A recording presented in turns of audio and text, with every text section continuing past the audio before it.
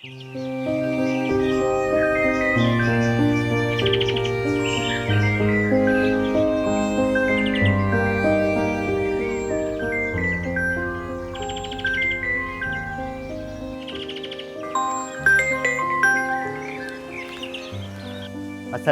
bang. Waalaikumsalam. Lagi buat apa tu? Abang sihat? Sihat, Alhamdulillah. Tak buat apa, Git. Tengah kemas-kemas rumah ni. Laman ni berserak. Kenapa, Git? Tak ada. Tadi je telefon tanya khabar. Ni, persiapan raya macam mana ni bang? Siapa raya? Biasa-biasa je lah, Git. Abang pun seorang kat rumah ni. Bukan ada siapa-siapa pun. Nak siap apa? Angah, ada telefon abang? Angang kau? Dia dah lama tak balik, Git. Telefon pun tak ada. Bang, aku dah nak kena gerak ni. Apa-apa nanti akan message, okey? Okey, Git. Kau jaga diri baik-baik, Bye. Assalamualaikum. Waalaikumsalam.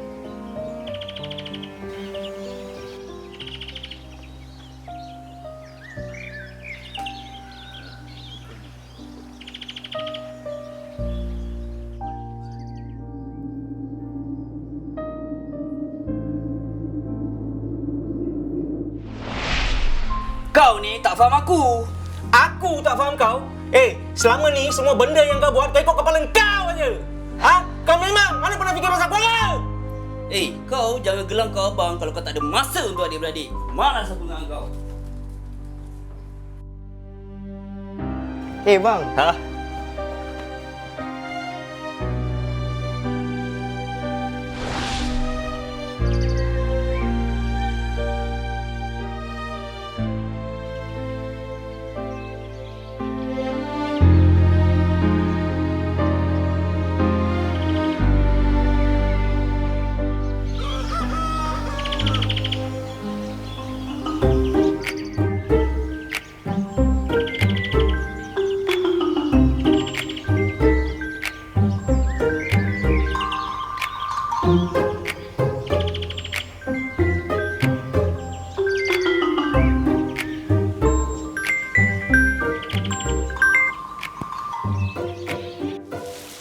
Salam bang.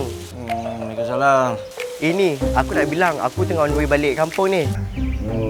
Boleh tolong-tolong sikit kemas rumah untuk raya nanti. Ya, kau nak balik, kau balik lah. Okey. Jumpa nanti ya. Assalamualaikum.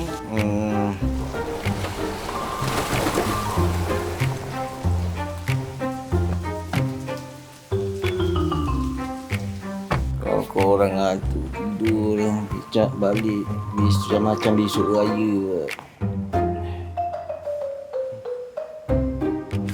Besok raya?